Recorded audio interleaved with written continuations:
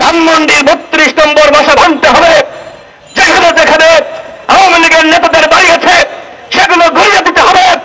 যখন আওয়ামী লীগের নেতারা বাংলাদেশে ছিল তখন তোমরা কাকে ছিলেছ?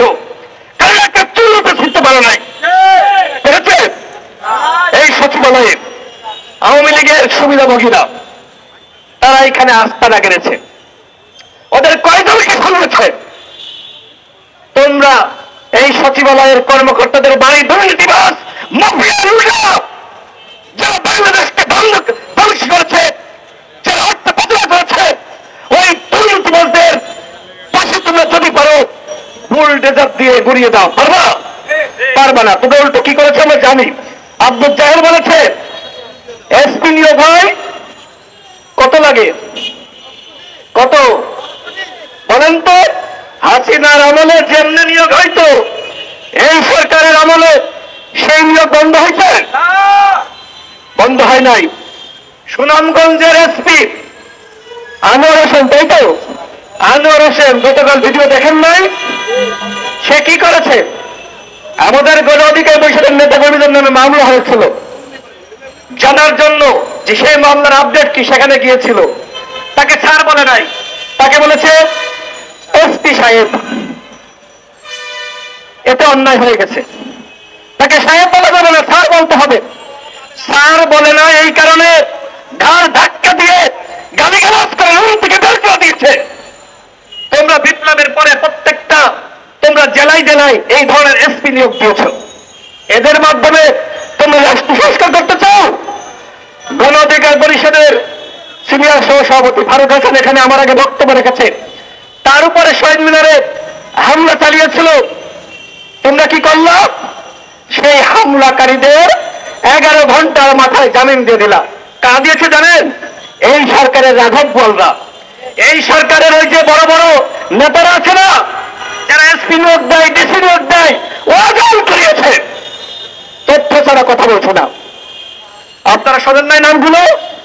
এই হচ্ছে রাষ্ট্র সংস্কার। বন্ধুগণ, একটি সরকার এই মুহূর্তে দায়িত্ব রয়েছে, অথচ আমরা দেখতে পাচ্ছি এই সরকার দায়িত্বে থাকা অবস্থায় বিভিন্ন জায়গায় যে ঘটনা ঘটছে, বিদেশিদের কাছে কি বার্তা দিচ্ছে যে ইউনূস কিছু পারে নাই, ইউনূস কোনো কিছু কন্ট্রোল করতে পারে নাই। একটা জায়গায় যখন বুলডোজার দিয়ে একটি বাড়ি ঘুরিয়ে দেওয়া হয়, সেখানে যখন নারায়ে তাকবীর আল্লাহু আকবার স্লোগান হয়, বিদেশিদের কাছে কি বার্তা যায়? বার্তা যায় দেশে মৌলবাদের উত্থান হয়েছে। এবং হাসিনা যেটি প্রমাণ করতে চেয়েছিল সেটি কিন্তু প্রমাণ হয়ে গেছে। গতকালকের ঘটনায় হাসিনা জিতেছে, তোমরা পরাজিত হয়েছ। এখন হয়তো এই কথা শুনে অনেকে বলবার আসে কি কয় 2 বছর পরে টের পাবা, 5 বছর পরে টের পাবা আমরা সত্য বলছি নাকি মিথ্যা বলছি। আজকে বাংলাদেশকে একটি মৌলবাদী রাষ্ট্র হিসেবে প্রমাণ করার জন্য ওই কথিত রয়ের এজেন্ডা ষড়যন্ত্র করছে। এই ষড়যন্ত্রের ফাঁদে আমাদের কথিত বিপ্লবীরা পা দিয়েছে, ষড়যন্ত্রের ফাঁদে। বিশ্বাস করেন এইটা একটা ভাব এদেশের মুসলমানদেরকে খাটো করার জন্য, ছোট করার জন্য, যে এরা মৌলবাদী, এরা জঙ্গিবাদ, এটি প্রমাণ করার জন্য এই ধরনের জেলায় জেলায় বিভিন্ন জায়গায় ওই ধানমন্ডি 32 বলেন আর ওই উবায়দুল কাদেরের বাড়ি বলেন, এই যে হঠাৎ করে তারা আবার নাকি দ্বিতীয় বিপ্লব শুরু করেছে। এটা দ্বিতীয় বিপ্লব নাকি আওয়ামী লীগের প্রতি বিপ্লব? আওয়ামী লীগ জিতেছে, তোমরা যেতে নাই, যাই বলে না কেন ভাই? আপনারা দেখেন নাই ভিডিও ভাইরাল হয়েছে? কি বলা হচ্ছে? সেনাবাহিনীর উপর দিয়ে বুলডোজার চালানোর জন্য। এটা কোনো কথা হইল? এটাকে আপনারা গ্রহণ করছেন? বলেন গ্রহণ করছেন? বলা হচ্ছে কিসের সেনাবাহিনী? এই সেনাবাহিনী যদি জনগণের পক্ষে না দাঁড়াতো তাহলে এই বিপ্লব কোনোভাবে সফল হতো না। সফল হতো? কোনোভাবে এই বিপ্লব সফল হতো না। সুতরাং সেনাবাহিনীকে নিয়ে বিতর্ক সৃষ্টি করা, উস্কানি দেওয়া, এগুলো মোটেও সঠিক কাজ হচ্ছে না। সেনাবাহিনীকে আপনারা উস্কানোর চেষ্টা করছেন। আমি সেনাবাহিনীর ভাইদেরকে বলবো, জনগণের পক্ষে যারা ছিলেন, জনগণের পক্ষে থাকেন। হ্যাঁ, অনেক কথা ইনস্ট্যান্ট বলতে নেই, বললে প্রতিক্রিয়া শুরু হয়, কিন্তু আমরা রাজনীতি করি, মানুষকে সচেতন করা আমাদের দায়িত্ব। আমরা যদি সেই দায়িত্ব পালন করতে না পারি তাহলে আমরা কিসের রাজনীতিবিদ? যে ঘটনাগুলো ঘটেছে, আমি সরকারকে বলবো, যদি কোন বাড়ি পরিত্যক্ত ঘোষণা করতে হয় সেইটা সরকার করবে।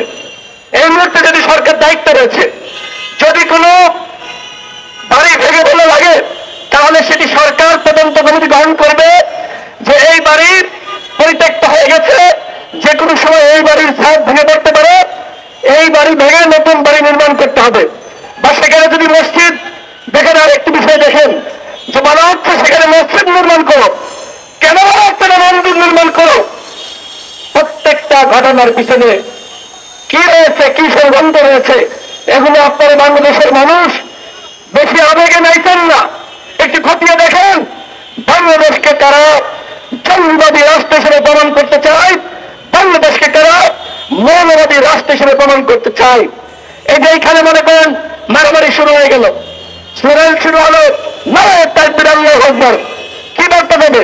মৌলবাদী উত্থান হয়েছে, এই যে মৌলবাদীরা বিশৃঙ্খল মারামারি করছে। বন্ধুগণ, আমি আর কথা বাড়াচ্ছি না, আমি ডক্টর ইউনূসকে বলবো, যদি সক্ষমতা থাকে আওয়ামী লীগকে গ্রেপ্তার করেন, শেখ পরিবারকে গ্রেপ্তার করেন। যদি সক্ষমতা থাকে শেখ হাসিনাকে, ওবায়দুল কাদেরকে ভারত থেকে ফিরিয়ে এনে বিচার করেন। যদি সক্ষমতা থাকে গণহত্যার বিচার করেন। আমরা বারবার দাবি জানাচ্ছি। গতকাল আমরা 64 জেলায়, আপনারা দেখেছেন, আমরা গণহত্যার বিচারের দাবিতে, এমন আওয়ামী লীগ যে গণহত্যা চালিয়েছে, দল হিসেবে আওয়ামী লীগের সাংগঠনিক কার্যক্রম স্থগিত করা, নিবন্ধন স্থগিত করা, এই দাবিতে আমরা গতকাল 64 জেলায় ডিসির মাধ্যমে মাননীয় প্রধান উপদেষ্টা বরাবর আমরা স্মারকলিপি দিয়েছি। এবং আমরা প্রধান উপদেষ্টার সাথে দেখা হয়েছে, বা যে কোনো আমাদের সরকারের কর্মকর্তার সাথে দেখা হয়েছে, আমরা সবসময় বলেছি গণহত্যার বিচার করতে হবে। গণ অধিকার পরিষদের বাইরে আর কোন দল সংগঠন এইভাবে গণহত্যার বিচারের দাবিতে এতটা সোচ্চার ছিল? গণ অধিকার পরিষদ মনে করে এই গণহত্যার বিচার যদি না হয় তাহলে শহীদের রক্তে শুধু বলিদানি করা হবে, গণহত্যার বিচার হতেই হবে। এবং এই সরকারকে বলবো, কাজ করুন। ওই যে এই উপদেষ্টা পরিষদে আপনারা মুজিববাদী উপদেষ্টা নিয়োগ দিয়েছেন, দেন নাই? দিয়েছে না? এই উপদেষ্টা পরিষদকে যদি সংস্কার না করেন তাহলে বুলডোজার দিয়ে ছোটই আপনারা বাড়িঘর, আওয়ামী লীগের বাড়িঘর উড়িয়ে দেন না কেন, এর মাধ্যমে আওয়ামী লীগের কিছুই শিখতে পারবেন না।